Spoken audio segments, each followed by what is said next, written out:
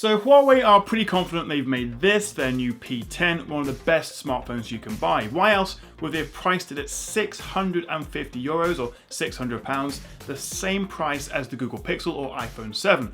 But does it really compete? Is it a big upgrade over the P9 from last year, and is it worth buying? Let's find out. I think Huawei have seriously upped their game over the past couple of years. The P9 and the Mate 9 were two of my favourite phones from 2016. And while on the face of it, the P10 only looks to be a bit of a minor facelift, a slight evolution of last year's P9, it's actually a significantly better phone, thanks to the latest software, including Android 7 and EMUI 5.1, a much faster Kirin 960 processor, a repositioned home button and fingerprint reader, which is on the front now rather than the back, a bigger battery life, and also an updated version of their fancy Leica engineered dual camera setup. These all add up to make the P10 a much better phone, and even convinced me to jump ship from my Galaxy S7. I'm now using this as my main phone, although whether I continue to use it when the S8 comes out in late April, we'll have to wait and see.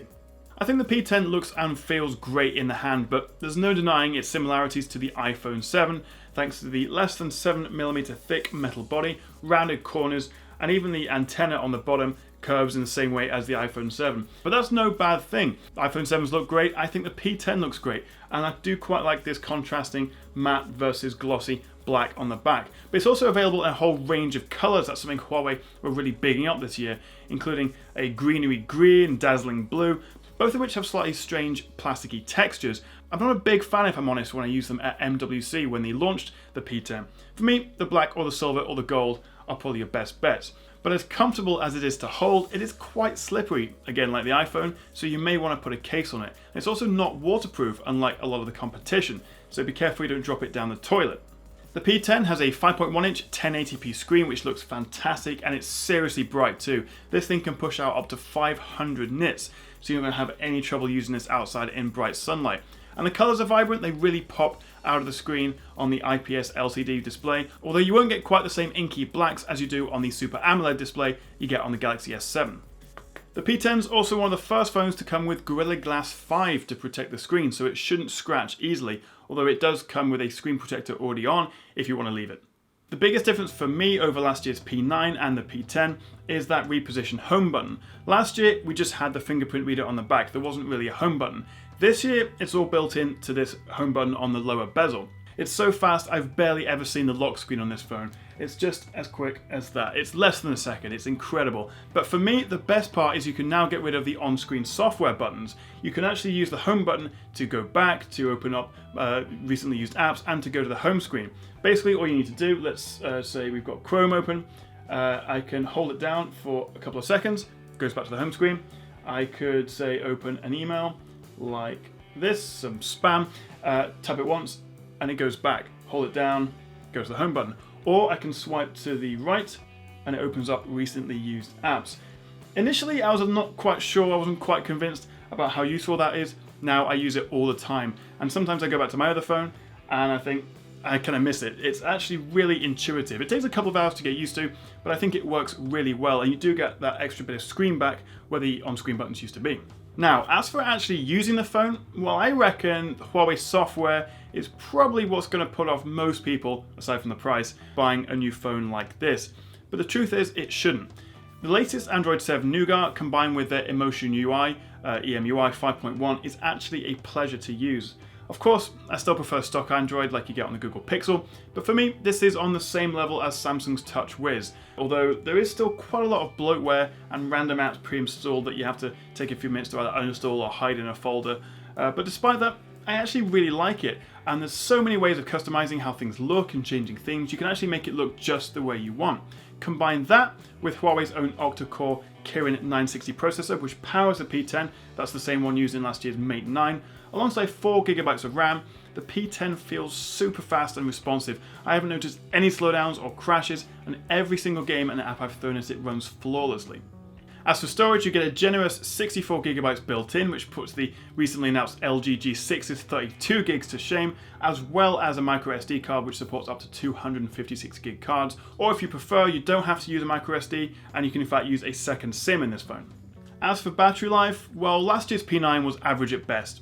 The good news is that the P10 does last a fair bit longer thanks to the bigger 3200 mAh battery that's up from 3000 on the P9. I've been using the P10 as my main phone for the past few weeks and I found it easily gets through a full day and a few hours into the next with moderate use. With a bit of rationing and using the power saving modes, I'd say a solid day and a half is doable. So it is an improvement over the P9 and in my experience and lasts a couple of hours longer than say the iPhone 7 and about the same as the Galaxy S7. The P10 also uses Huawei's own quick charge technology which they introduced on the Mate 9 through the phone's USB-C port, which means you can get enough charge for a full day in just half an hour of charge. Now let's talk about that camera. Huawei introduced this Leica branded dual camera setup on the P9 last year. Now there were lots of rumours around how much input Leica actually had or whether it was more of a marketing stunt. Huawei do insist that Leica played a big part in making these cameras, which uses two different sensors. One 20 megapixel monochrome and one 12 megapixel RGB. That's boosted from 10 megapixels last year to produce brighter and more detailed photos. Well, that's the idea at least.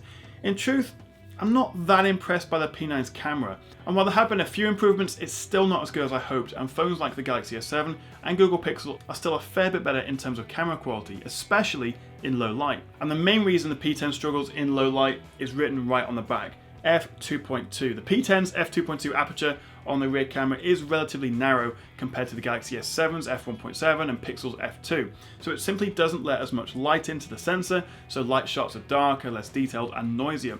In good light, the P10 actually takes great photos. It's really sharp, colours are accurate, there's a good amount of detail, and I really like the Pro features, although it can get a little bit confusing. There's so many different options to choose from, and there's also loads of like auto face enhancing portrait mode stuff that just, in my opinion, doesn't work very well.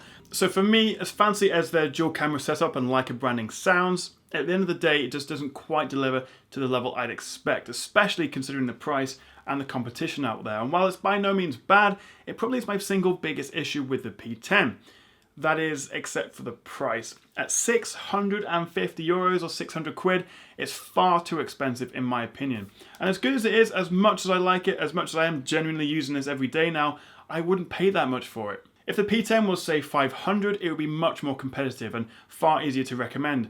And not only that, if I was going to go out and buy a P10, and I really like these new Huawei phones, I'd actually go for the P10 Plus. It's got a bigger 5.5-inch Quad HD screen, 6 gigabytes of RAM, a bigger battery, and crucially, a much better camera with a wider f1.8 aperture. All that, and it's only 50 euros more at 699, which I'm sure you'll agree is ridiculously expensive, but if I was going to go and pay 650 for this anyway, I'd definitely pay that 50 more and go for the Plus. So the P10 is genuinely a great phone, I really like it, but it's just far too expensive.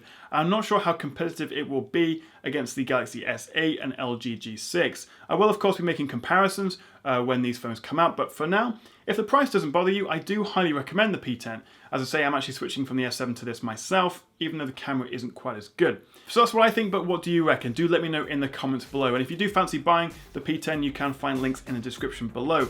And also, if you're in the US, if you're in the States, I don't think the P10's actually coming to you, which is a bit of a shame actually, because it is still a terrific phone. I will let you know and update the description if that changes. But to my American friends, I'm sorry, I think this may just be coming to Europe, UK, and some other parts of the world, but hopefully that will change.